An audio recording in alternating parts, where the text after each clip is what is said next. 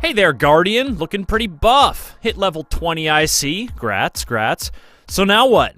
XP ain't gonna level you up like it used to, and there's this weird light situation going on, and all these weapons are way too expensive, and what even is a mode of light?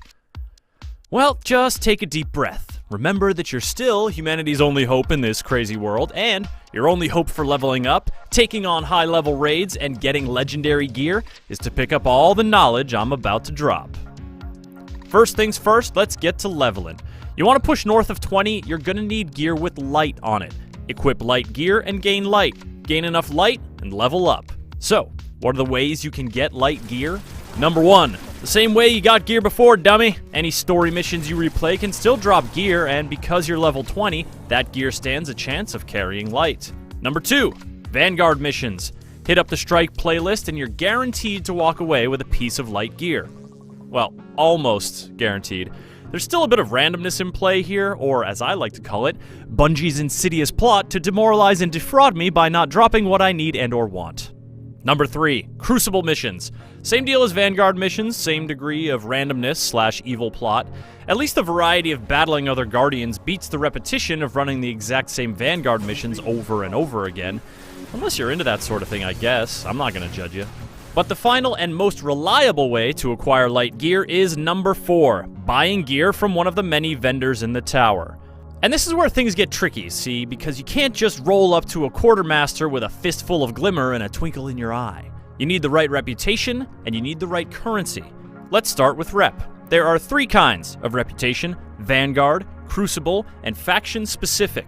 You earn Vanguard rep from strike missions and patrol missions. You earn Crucible rep from fighting in the Crucible.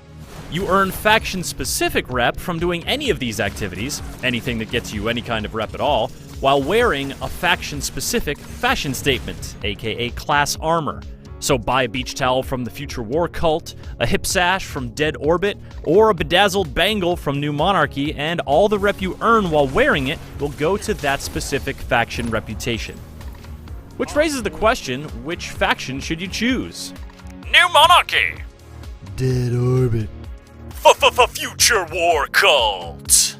You can check their stocks to get an idea for the aesthetic style and practical stats of the stuff each faction has to offer, and each one favors 2 of the 3 armor attributes: discipline, intellect, and strength. But the bigger question is it worth pouring all your rep into a specific faction, or sticking with the straight-up Vanguard and Crucible reputation pools? There are a few things to consider when making this decision, but basically it boils down to this. If you don't mind or even enjoy playing competitive multiplayer, choose a faction. If you only ever want to shoot aliens, stick with the normal Vanguard. Then pick up all the daily bounties, complete all the daily bounties, and boost that rep until it hits level 2. Once you hit that threshold, go ahead and buy yourself a legendary piece of light armor. You deserve it. Hey, way to go, champs. Looking sharp. So now that light gear is the only thing that boosts your level, what is XP good for? You're knocking out these bounties and just gobbling down XP, but for what? Well, XP still levels up your gear. It still unlocks skills for your subclass. And now, it also goes towards the generation of motes of light. This is a kind of rare currency, so there's gotta be someone around here who's selling something good, right? Oh hey, Speaker, what do you got there, buddy? Oh, cool, just like a bunch of class armor and emblems. I see. One of the rarest currencies in the game for some cosmetic doodads. Okay, cool, bud. I'll check you later. Bye. Come on, there's gotta be someone around here who's got the goods. I got all these motes of light burning a hole in my pocket. Oh, hey, who's that guy? He wasn't here during the weekdays. Let's go and ask him. Excuse me, sir. What are you buying? Holy space tentacles, Batman. What are you selling? An exotic engram for motes of light. Bit of a gamble there, but so shiny. Oh, and a few gear bits for the brilliantly named Strange Coins. Now that's the kind of tangibility I like. His stock changes every weekend, but it seems that if you want a sure thing from this Zur fella, you'll need Strange Coins. Best place to grab those is the weekly strike, providing you've got the light gear to take it on. The higher level you are, the more difficulty tiers you can run it on, and the more coins you can reap. But the weekly strike is more of a mid-20s kind of thing, so once you hit that level 20 threshold, make your reputation decision about a faction versus Vanguard and Crucible, then rock those bounties, boost that rep, and buy your way to higher and higher levels. If you find that you're easily fulfilling bounties and want a way to really go after better gear, then you, my friend, are entering the Grind Zone. Welcome to the Grind Zone. Do not attempt to play levels normally. Do not go to a random place and just start killing dudes. We have certain methods and locations for maximal grind rewards.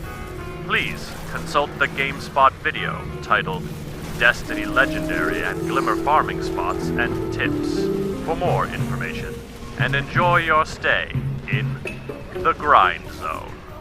And there you have it, Guardian, your guide to pushing past level 20 and into the glorious realms of legendary loot and hard-as-balls strike missions. If you have any tips of your own or want to find some skilled players to party up with, sound off in the comments below. In the coming months, we'll be grinding our way ever onwards and upwards to bring you high-level tips and strategies, so be sure to make GameSpot your Destiny destination. Your Destiny-ation. Sorry, I'll just show myself.